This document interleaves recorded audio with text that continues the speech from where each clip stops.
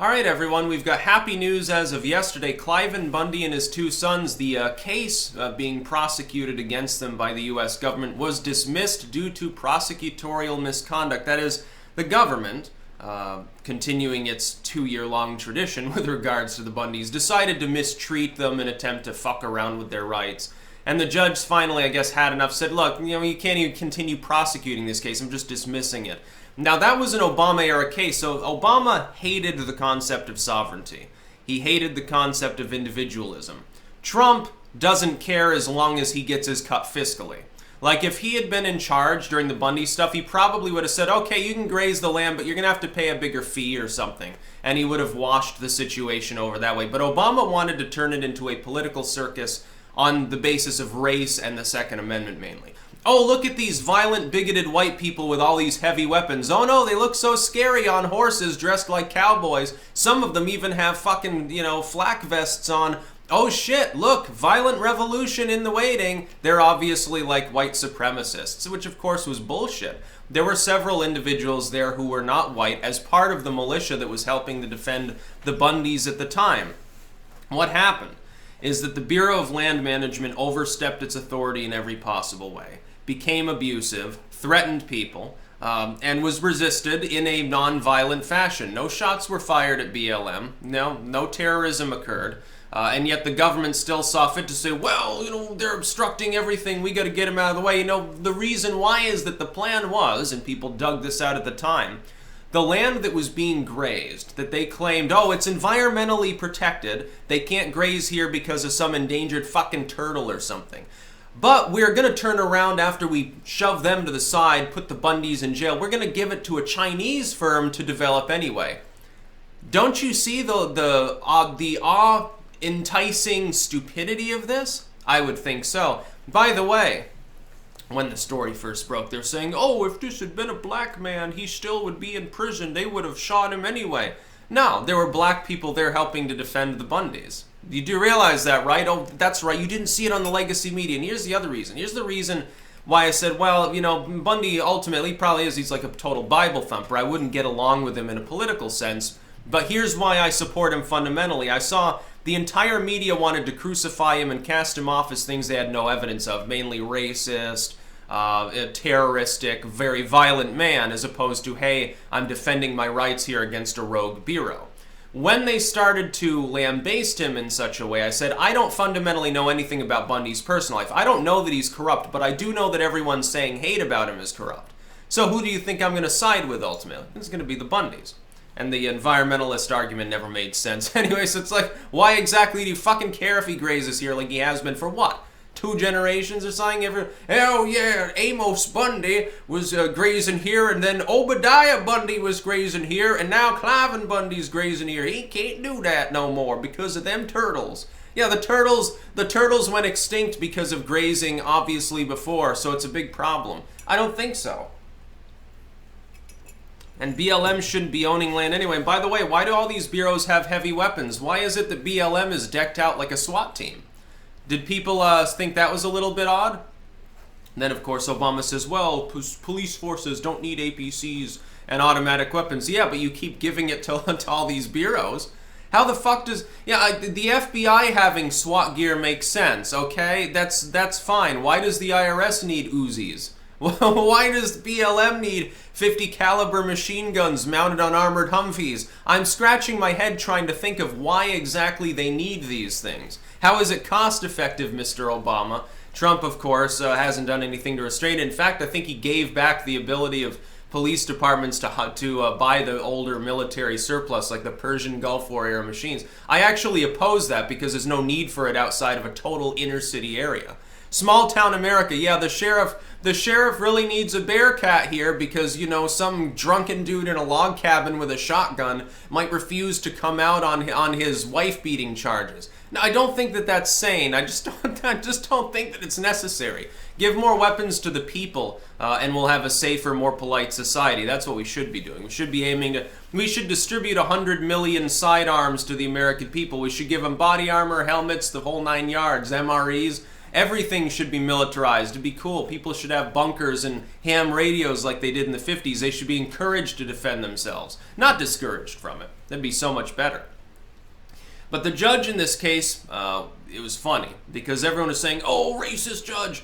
Yeah, Gloria Navarro, yeah, a female Hispanic. I'm sure she is extremely racist, horrible racist. She let the Bundys go because she's also in the Ku Klux Klan. That's probably they didn't even fucking read the article. They don't know anything about the case.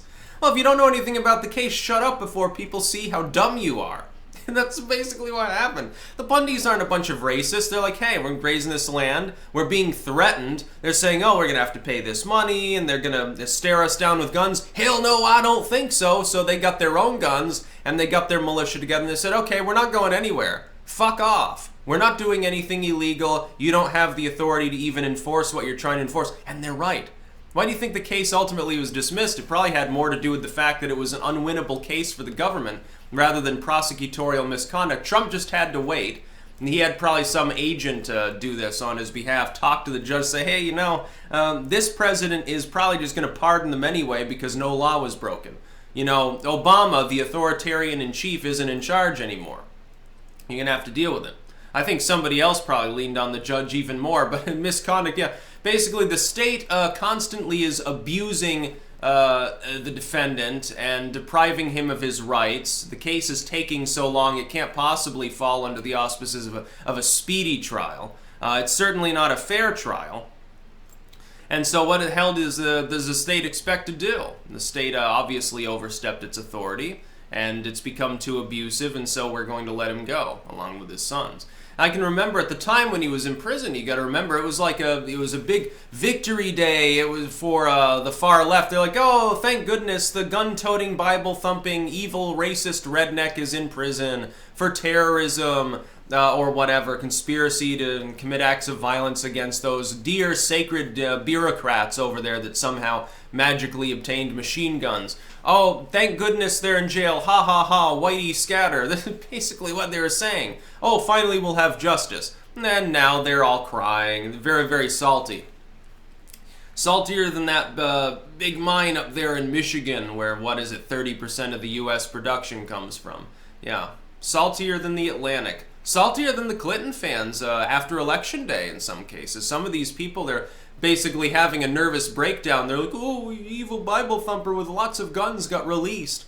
Yeah, like a person, because of the fact that they carried a gun around, they don't get a fair trial. It's not the way things work, thankfully. I know you wish that it did.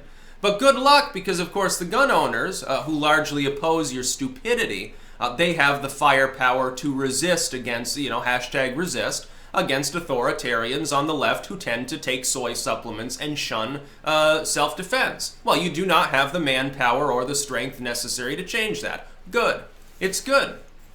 Even when you do get violent, take a baseball bat to someone's car. It's always some really warped-looking person with like pink hair, and obviously they're wearing like that one Antifa member that had like panties on or something. And wasn't, I think, a girl, or maybe it was like trans or something. I know they're very welcoming, except of that one transgendered person who stood up to them and then I think got punched out that one time. No, actually it was the other way around. It was a transvestite in Antifa that punched a black man out. And was like threatening him because, of course, they don't really care for minority rights. Unless they're wearing, a black hood at the time. It's very funny that they wear hoods. Yeah, everyone's really afraid of them, I'm sure. I'm glad Cliven Bundy's been released. He should have been released long ago. He never should have been charged in the first place. What if the government has overstepped its legal and constitutional authority, resisting it through nonviolent means, which is what Bundy did? Waving a gun around itself is not a violent act. He never threatened to shoot anybody. He simply said, well, you best not be the one to fire the first shot because we got firepower too, which I thought was quite honestly quite a thing to see. I'm glad he got released because that's not doing anything wrong. Look, if it's like if Trump were to hand down an unlawful dictate and people resisted it in a nonviolent fashion, none of these same people crucifying Bundy would have a problem with that. Neither, by the way, would I. I'd say, well, of course, if it's unlawful, if the Constitution is being violated, jurisprudence, nobody has to obey an unconstitutional law. No court is bound to enforce an unconstitutional law. they can just ignore it. The fact that the government has a bunch of firepower is usually how it gets around this. It forces people even outside of the law. Bundy and his friends, though, had enough firepower to resist that.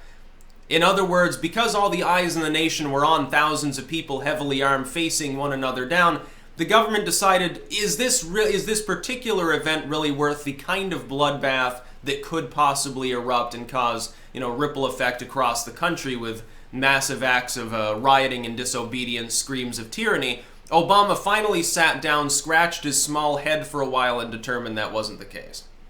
And it's to his credit that he finally determined that wasn't a good idea and decided to sort of back down. Then they get arrested on other things. It's like stupid. They probably wanted to Waco them, honestly. I honestly expected for a while there, the way it was going, I expected them to pull a Waco, which is that they would go in with a couple of tanks, burn a bunch of people alive, and then very quickly bury all evidence of government wrongdoing in an elaborate cover-up. That's honestly what I thought would happen. Yeah. Cue another entry on the conspiracy theory page on Rational Wiki. That'll be a funny one. But no, I stand with Cliven Bundy. I'm glad that he's been released, and it looks like the now acting attorney general is not going to continue to pursue any charges. It looks like the Trump administration is like, well, it's been dismissed. It was a stupid case to begin with. We like to win, MAGA, and so we're just going to let it go. And that's what they should do. Look, you have the right to resist tyranny. Inalienable right as an individual or in a group. You can come together and do the same thing. That's about all. Peace out.